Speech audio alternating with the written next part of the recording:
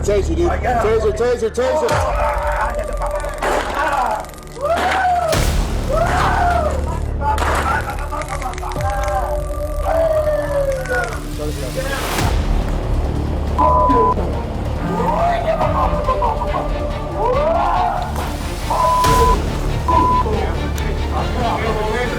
Beanbag! Beanbag!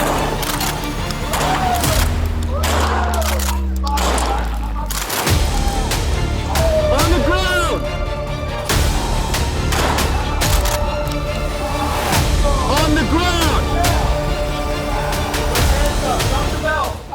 Welcome back, everyone. I'm Mark Rutledge, that's Kyle Schobert, and this is a Shots Fired Body Cam Breakdown. Before we get started on today's video, guys, if you want to get signed up for our Patrol Survival Tactics class, we're going to be in San Diego, California, July 1st. Click the link in the description below. Go to savagetraininggroup.com and get signed up today. We want to see you there. It's March 6, 2024, around 2:50 a.m. when the Fullerton Police Department, located in Southern California, received a call from the concerned employees at the McDonald's, located at the 1300 block of South Brookhurst Road. The employees reported two males acting erratic and loitering in front of the business. Here's part of the 911 call made by the employee. Hi, I was wondering if we could get like a deputy to the McDonald's on Fullerton and Brookhurst. And what's going on? We have morning shift about to come in, but in order for them to come in, they have to go in through the front. But there's two homeless men, and it looks like they're like actively like on drugs. Okay, and they're blocking the door. Yeah, they're like near it, so I don't want like them to like do anything to my coworkers that are coming in for the morning shift. Have you asked the police? I have not, due to the fact that I'm scared to tell them anything. It's because they look like they're not like they don't look like they'll respond well to me telling them to leave. Give me 1 second. Thank you. 14 hours and then 114, have 14 Euclid and Blanchard. 14, can you start us another unit? 129. Route, do you need me code? Negative, he's extremely low on 5. If you haven't already, you just 10.1 on the McDonald's. How far? You can hear from the audio the officers have arrived on scene and contacted the subjects outside of the McDonald's. Officers are then heard asking for more units to respond, and they've asked the employees to lock their doors. You heard the officers say the subject is extremely 11.5. This is short for 11.550, the Health and Safety Code, which indicates the person is under the influence of a controlled substance. What's your name, man? What's your name?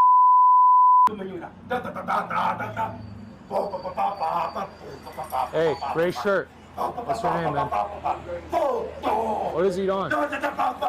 What is he on? Hey, what's your name, dude?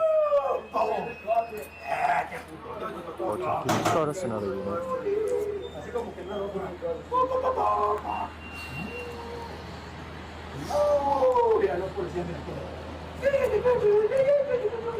He's extremely low on 5. You can hear the officer doing a good job remaining calm and keeping his distance as he's trying to calm the subject down.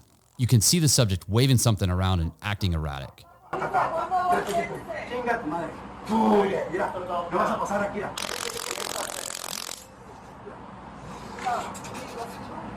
Yeah, I got it to my table.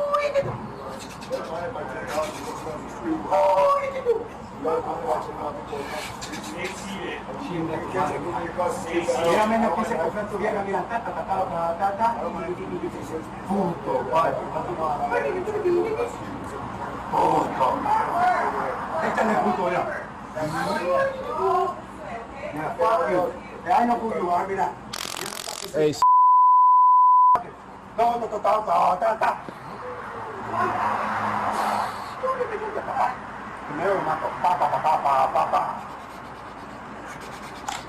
hey, sit down, dude. Hey, sit down.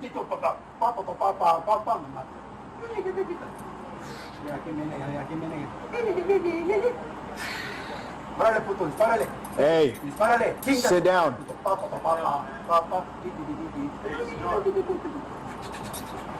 Go over there.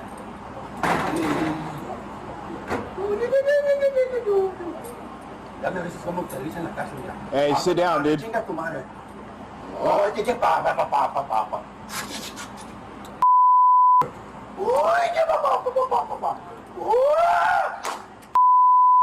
Additional officers arrive on scene, and the officers continue to give commands for the subject to drop whatever he's swinging around, which was later determined to be a belt. For over 10 minutes, the officers attempt to de-escalate the situation and try to get the subject to calm down and listen to their commands.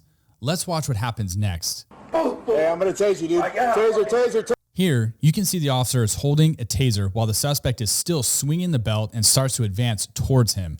You can see the taser was ineffective, prompting another officer on scene to deploy less lethal beanbags at the subject. Hey, sit down.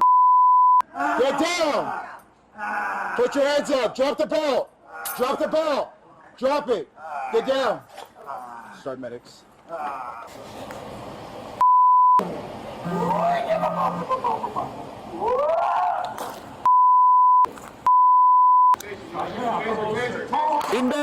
Beanbag.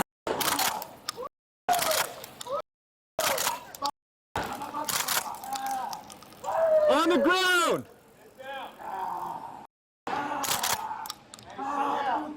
On the ground. Put your hands up. Drop the belt. As the officers approach the subject to take him into custody, they instantly realize that he's bleeding profusely and immediately call for medical aid. Officers and medical personnel rendered first aid. However, the subject was later declared deceased at a local hospital. It was later determined one of the beanbag projectiles penetrated the subject's chest cavity, resulting in his death. The reason we use less lethal options is to mitigate risk and liability to the officers and the suspect. And in this case, this guy is acting so erratic, he's clearly under the influence. The officers tried to utilize the taser as well as the less lethal shotgun, both being ineffective. The reason these less lethal tools are used is to briefly incapacitate people, allowing officers to safely go hands-on. The suspect was identified as 50-year-old Alejandro Rios. This is an unfortunate circumstance that is currently being investigated by multiple agencies, and it should be noted that the officer who deployed the less lethal shotgun was within the recommended minimum effective distance. Okay, let's talk about some training points. First, remaining calm, keeping your distance, and when possible, take your time. This will help scene management, discipline, proper planning, and de-escalation. We often talk about the importance of critical thinking. Using dispatch to contact a business or residents and have them lock the doors can prevent a potential hostage situation. This was excellent outside the box thinking. That's it for this body cam breakdown. Go to the savagetraininggroup.com, get signed up for our patrol survival tactics class that we are instructing in San Diego, July 1st of this year. Thanks for watching, and we'll catch you on the next one.